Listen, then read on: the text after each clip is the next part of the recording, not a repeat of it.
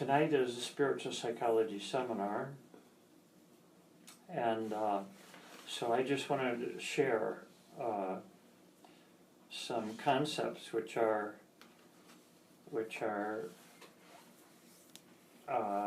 an advanced spiritual psychology seminar.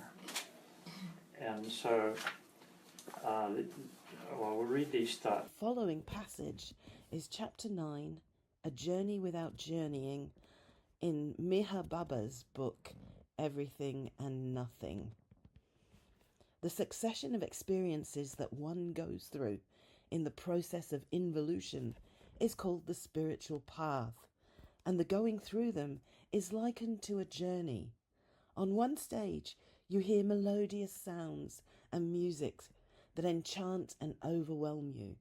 On another stage, you see wonderful visions in which most often you get lost. Such experiences are part and parcel of the great dream in illusion, though together they may be called a real or super dream compared with day-to-day experiences of the gross sphere. The experiences are so innumerable and varied that the journey appears to be indeterminable and the destination is ever out of sight. But the wonder of it is, when at last you reach your destination, you find that you had never really travelled at all. It was a journey from here to here, as one Sufi expressed it, when I plucked the date, fruit of realization. I found the fruit was within me. The journey seems infinitely long while you are passing through the dream experiences of reincarnation and the 6 planes of involution, until finally you merge into yourself to emerge as self. But the journey is, after all, no journey. It is simply the momentum of your urge to awaken from the dream and get established in the reality of the God state of infinite consciousness. To awaken means to consciously experience the sound sleep state of God. When you awake, you find that the great dream, containing all the varied illusory aspects of dreaming, has vanished forever. Heaven and hell, as well as all the planes, vanish within yourself, to remain as nothing.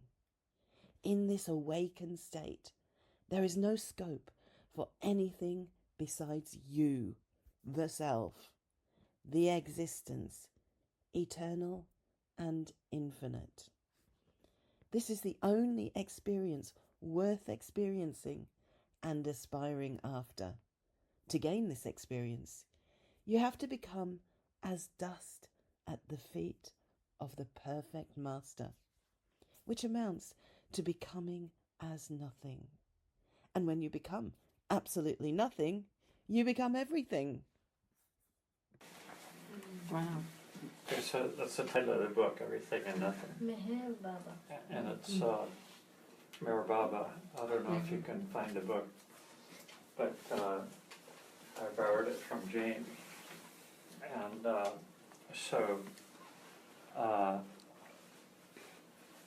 harmonizing everything and nothing in our consciousness is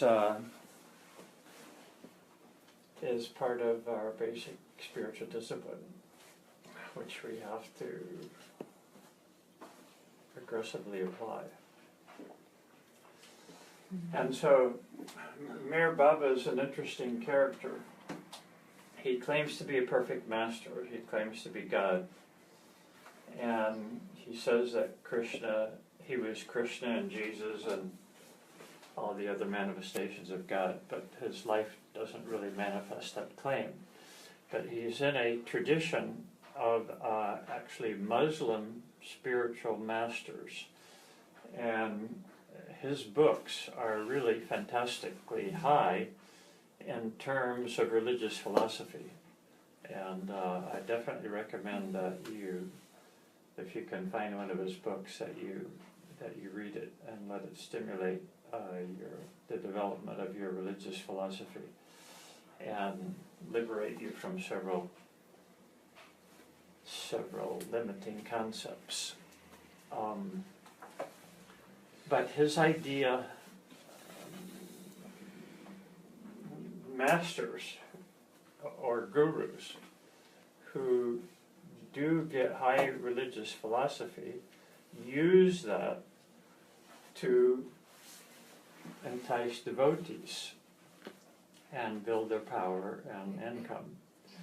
And he's an example of he wasn't really interested in worldly power and income, and he didn't even talk for 44 years. And he died as a result of 2 automobile accidents. 2. But he's in a school of perfect masters, and his tradition, in which he says in another book, I think there are 24 masters on the planet at all times in the school, and they do have very high religious philosophy, to the point where it enables them to build into their self-image the idea, I am God. But I've met lots of people who built that into their self-image and create movements out of it by taking advantage of people who haven't done that much thinking. But there's a world of difference if you compare his writings, all of his writings, to just one volume of the teachings of Babaji. The difference is very obvious. And the most obvious lack in all the books, I read all of the books that Jane had, half a dozen books, while I was staying with her for a couple of days. And there's no spiritual practices in any of the books. And so the spiritual practice of realizing that we are God is a great spiritual practice. And one of the other most successful gurus in the world who teaches that as the sole practice is Guru Maharaji. You've heard of Guru Maharaji? Well, I'll just tell you a quick story. When he came to the West when he was 13 years old, and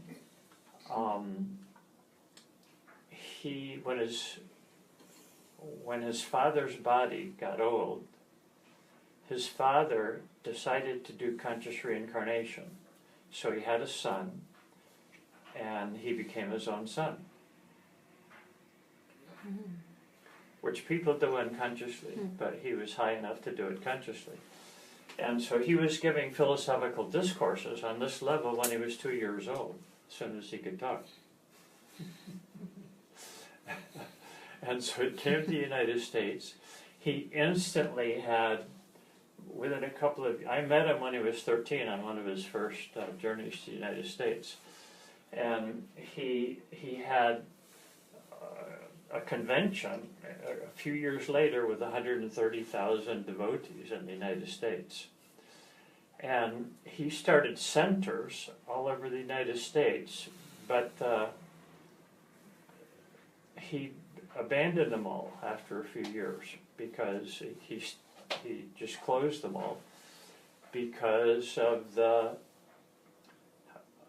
scandals of ashram life, which Babaji talked about in the story yesterday. And so he just, his devotees bought him a Learjet. He became a pilot, so he could pilot his own jet. And he just kept flying around the world and having big meetings for those devotees. His teaching is very, very pure. He calls it the knowledge. You have to get the knowledge of knowledge itself. It's a very pure teaching. To master the knowledge of knowledge itself, which is what I call the knowledge of substantive reality, or of substantive being, which we'll talk about tonight. and I'll build up the foundation underneath it. But there's two kinds of knowledge: knowledge of created things and knowledge of the uncreated thing. And so when we get knowledge, the knowledge of the uncreated thing is the ultimate knowledge, and so we have to keep focused on that aspect of ourselves. But we also have to get knowledge of the creation, everything in creation, and how it works. And so we should always be hungry for knowledge. And then we have to integrate that into, unfortunately, all of the knowledge that we've mastered that limit us. So we have to keep expanding out of our limited knowledge into unlimited knowledge. And that's the game, that we're in the game of mastering everything and nothing.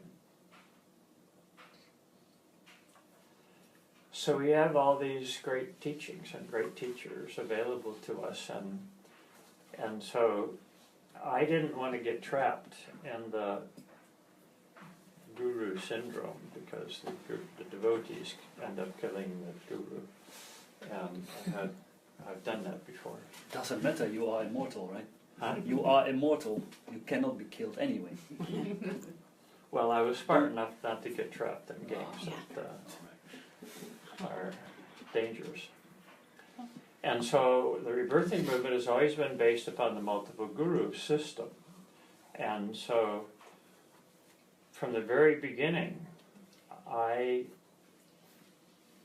supported anybody who had anything of value to teach to become guru.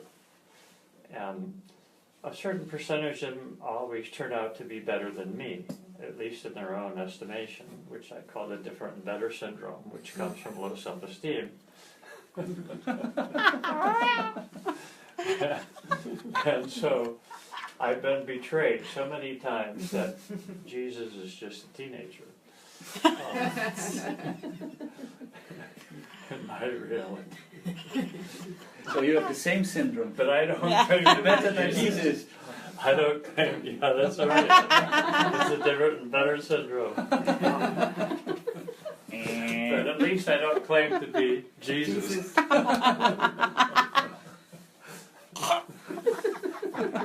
So that makes me better than all of them. Shit, I'm going home. Bye. Great. Beautiful. Okay, so I just wanted to share with that concept.